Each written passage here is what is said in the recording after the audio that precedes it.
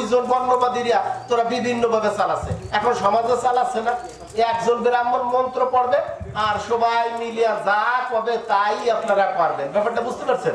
মানে কিভাবে মূর্খদের এরকম চালায়। আর পৃথিবীতে সবচেয়ে নিরক্ষর মানুষ, মূর্খ মানুষের মধ্যে মিল থাকে বেশি।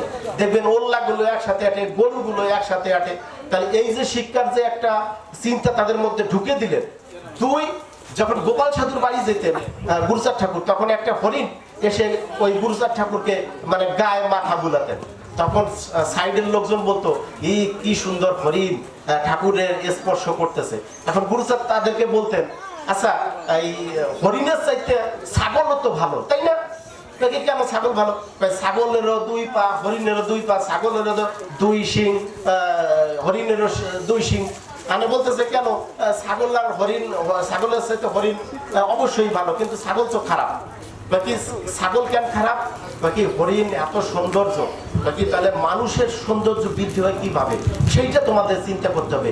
পড়ালেখা জ্ঞান অর্জনের মাধ্যমে, প্রাজ্ঞজন হওয়ার মাধ্যমে তাদেরকে মানে সৌন্দর্য বৃদ্ধি করতে হবে, তাহলেই তোমার সৌন্দর্য মানুষ দেখবে। এই যে যে মানুষকে মানে একটা বিপ্লব আনা, তাদের মধ্যে চেতনার যে মানে গণজাগরণ আনা, এইটাই তো মানে বিশাল অবদান। দুই হচ্ছে, আমরা রেনেসাঁর কথা যদি বলি, রেনেসাঁর 3টি ভাগে বোঝা যায়। এক, যে প্রাচীন জ্ঞান বিজ্ঞান শিল্প সাহিত্য দর্শন এইগুলো যা আছে সেইগুলো নতুন করে জানার আগ্রহ সৃষ্টি হয়, নাম্বার 1। 2, ধর্মীয় ক্ষেত্রে যে কুসংস্কার, এই কুসংস্কার ত্যাগ করে যুক্তিবাদী চিন্তা, এটা কিন্তু বৈশিষ্ট্য বলতেছি আমি রেনেসাঁ। আরেকটা বলতেছে, সেইটা বলতেছে যে মানে রেনেসাঁর বিষয় যে তুমি নতুন নতুন জ্ঞান বা সৃজনশীল জ্ঞান তুমি আহরণ করো। তাহলে গুরুচাঁদ ঠাকুর রেনেসাঁকারী কেন পুরুষ? তিনি পিছনের যে জ্ঞান বিজ্ঞানের কথা বলেছেন।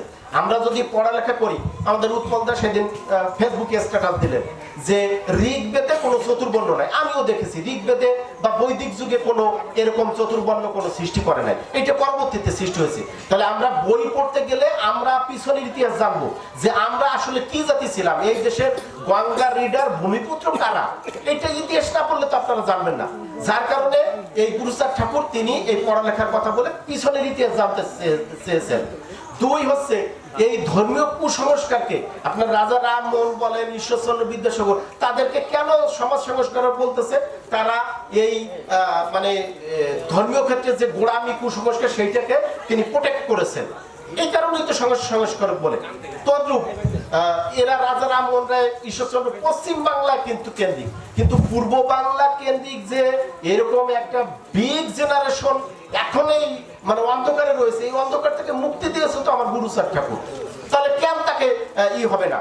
এইটার কারণ হচ্ছে আপনার হর্ষবর্ধনের সভাকবি ছিল বাণভট্ট, আর আমাদের শশাঙ্কের কোনো সভাকবি ছিল না। তো আমাদের রমেশচন্দ্র মজুমদার ইতিহাসবিদ উনি বলতেছে যে আজকে যদি শশাঙ্কর সভাকবি থাকতো তাহলে তিনি গৌরধন না হয়ে গৌরধুবতী হতো। হর্ষবর্ধনকে কেন্দ্র করে বহুত লেখনী বাণভট্ট লিখেছে, আমাদের কোনো সভাকবি ছিল না, সভাকবিরা লেখে। তদ্রুপ গুরুচাঁদের সময় আমার কাছে মনে হয় তাও তো তারকচন্দ্র এই হরিলীলা মিত্রটা লিখে থুয়ে গেছিলেন। এইটা না লিখলে আরো যে কি অবস্থা হতো আমাদের, মানে বিশাল চিন্তার বিষয়। ব্যাপারটা বুঝতে পারছেন? তো আমি একটু শেষ করি না, অনেক আলোচক বিন্দু আছেন, অন্য আরেকদিন আলোচনা হবে।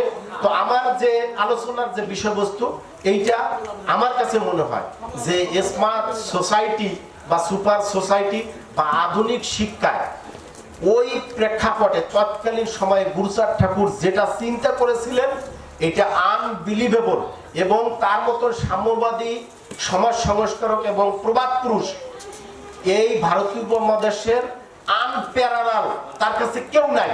তিনি তার জীবদ্দশায় 3952 কপিলচন্দ্র বলেছেন 5000-এর অধিক বেশি কম বেশি এই 5000-এর মতো শিক্ষা প্রতিষ্ঠান তিনি করেছেন, এবং 28 বছর বয়সে মানে 28 বছর পার হয়ে প্রাথমিক শিক্ষাকে ওড়াকান্দিতে উচ্চ বিদ্যালয় স্থাপন করেছেন, মানে উচ্চ বিদ্যালয় উন্নীত করেছেন, ইংলিশ মিডিয়াম, মানে হাউ ইট পসিবল।